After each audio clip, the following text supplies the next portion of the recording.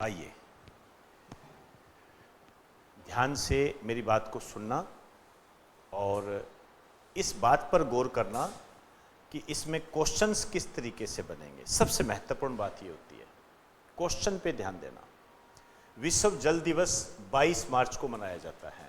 कोई भी महत्वपूर्ण दिवस होता है आपको पता होना चाहिए इसकी स्टार्टिंग कब हुई थी, मतलब पहली बार कब मनाया गया था और उसकी थीम क्या है।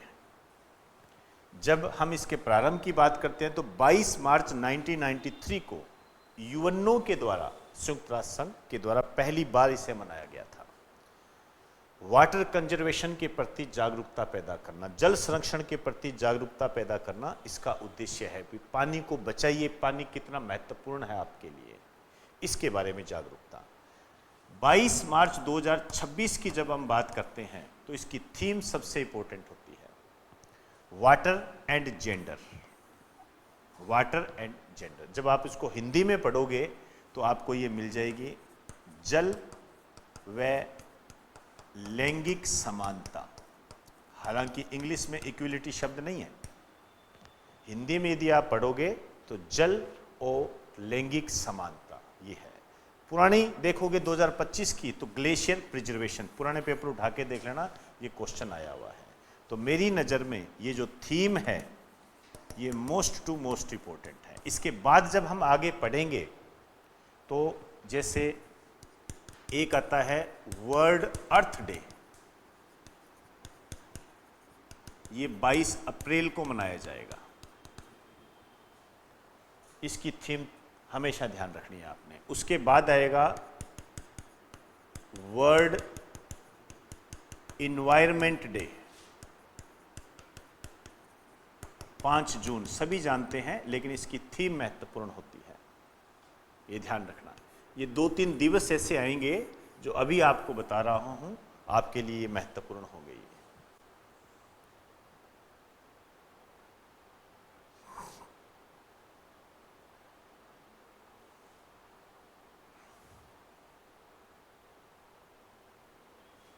चलिए एक चीज और ध्यान रखना, एक वर्ल्ड टीबी डे है, टीबी ट्यूबरकुलोसिस, क्षय रोग, ये 24 मार्च को मनाया जाए। ये भी खूब पूछा जाता है टीबी दिवस। इसकी डिटेल दूंगा मैं आपको, बस एक बार थोड़ा ध्यान रखो। टीबी दिवस 24 मार्च को, आगे मैं इसकी डिटेल दूंगा कि भारत ने कौन सा लक्ष्य निर्धारित किया है, क्या किया है, कब तक हम करेंगे, वो सब बातें आगे आएगी। ये टीबी आप जानते हो साइंस की दृष्टि से महत्वपूर्ण होता है ये। अब वाटर कंजर्वेशन को लेकर, पीने के पानी को लेकर जो भारत सरकार की जो योजना है जल जीवन मिशन, इसका जो अन्य नाम है हर घर जल योजना, इसी नाम में इसका अर्थ है, इसी नाम में इसका अर्थ है, मतलब नल के माध्यम से पानी उपलब्ध करवाना पीने का। 2019 में ये स्टार्ट हुई थी। ग्रामीण क्षेत्रों में 55 लीटर प्रति व्यक्ति पर डे, ठीक है ना, नल के माध्यम से पीने का पानी। इसका लक्ष्य 2028, पहले 2024 था। ये मेरी नज़र में मोस्ट टू मोस्ट इंपॉर्टेंट है, भूल के भी मत भूल जाना इसको। 2028 जल जीवन मिशन का लक्ष्य है ये। यहां पर क्वेश्चंस कैसे बनते हैं, ध्यान से सुनना मेरी बात को, यही है क्लास आपकी। जल जीवन मिशन किसके लिए है? ग्रामीण क्षेत्रों के लिए, शहरी क्षेत्रों के लिए, ग्रामीण व शहरी दोनों क्षेत्रों के लिए, ग्रामीण क्षेत्रों के SC ST OBC वर्ग के लिए। बताओ, ग्रामीण क्षेत्रों के लिए सिंपल सीधा निशाना लगाओ। मैंने यही पढ़ा है, ऐसे ही आते हैं क्वेश्चन, वहां गुम हो जाते हैं यार। ग्रामीण क्षेत्रों में तो थी, लेकिन यार योजना तो SC ST OBC के लिए निकलती है, कहीं ये तो नहीं, इतने में गए, फिर वही होता है जो होता नहीं है। समझ में आई बात सारी? ये मेन बात होती है इसकी। जल जीवन मिशन के तहत जल उपलब्ध करवाया जा रहा है, पेयजल के लिए, सिंचाई के लिए, पेयजल व सिंचाई दोनों के लिए, बागवानी के लिए, पेयजल के लिए। अब ये एक बेस है, इसकी पहचान नहीं होती है, ध्यान रखना। मैं इस टाइप के क्वेश्चन आज डालूंगा, आप उस क्वेश्चंस में से देखना कि कैसे क्वेश्चंस बनते हैं और कितने लोग उसको गलत करते हैं। जैसे कल मैंने क्वेश्चन डाले, सबसे ज्यादा मुख्यमंत्री पद पर रहने वाला सर्वाधिक समय तक, आप देखिए नरेंद्र मोदी पर टूट पड़े। ये एक बड़ी समस्या है आने वाले समय में स्टूडेंट के लिए। ये इसी को लगा दे, यही है क्या? तो इतना प्रेम मत रखो, गड़बड़ी हो जाएगी, ठीक है ना। जैसे एक सिस्टम चल रहा है, फादर ऑफ इंडियन कॉन्स्टिट्यूशन कह रहे हैं BN राव, वो आपके पोस्टर वगैरह भी आ जाते हैं सोशल मीडिया पे, भूल के भी BN राव मत कर देना, गलत हो जाएगा। चाहे भावना आपकी कैसी हो, उससे कोई फर्क नहीं पड़ता है। कहीं BN राव करके आ जाए, पीछे आ जाओगे।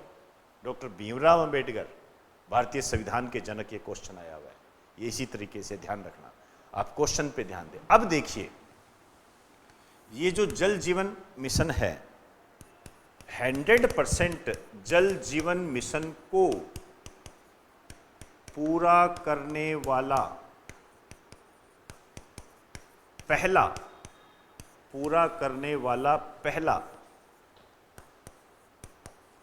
जिला, पहला राज्य, पहला केंद्र शासित प्रदेश। तो पहला जिला जो है ये है बुरहानपुर, मध्य प्रदेश में। राज्य जो है गोवा। गोवा के संबंध में एक बात और बताऊंगा, यूनियन टेरिटरी है दमन व दीव और दादर नागर हवेली। दमन व दीव और दादर नागर हवेली। एक स्पेशल आपको बता रहा हूं, गोवा भारत का पहला रेबीज मुक्त राज्य। ये रेबीज मुक्त इंपॉर्टेंट है, आ भी चुका है। ये और बता दूं, रेलवे में आया था, आ चुका है ये क्वेश्चन, भारत का पहला रेबीज मुक्त राज्य कौन सा है? गोवा है। ये क्यों इंपॉर्टेंट है, ये क्यों आया? ये अभी हाल फिलहाल आपने देखा होगा कि सुप्रीम कोर्ट ने कहा था स्ट्रीट डॉग, गली के जो कुत्ते होते हैं उनके संबंध में एक आदेश जारी किया था, जिसका विरोध हुआ था पूरे देश के अंदर, ठीक है ना। वो उस तरीके से इंपॉर्टेंट बन जाता है। ये एक यहां पर और ध्यान रखना है आपने, भारत का पहला स्वच्छ व सुजल प्रदेश ये है अंडमान निकोबार द्वीप समूह।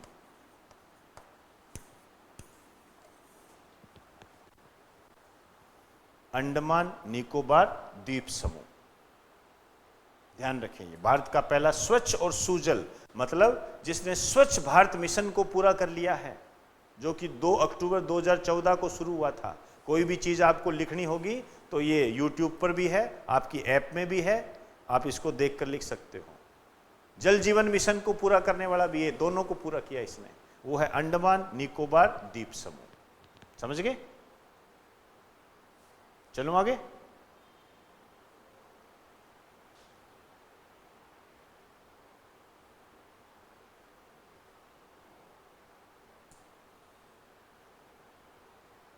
हो गया?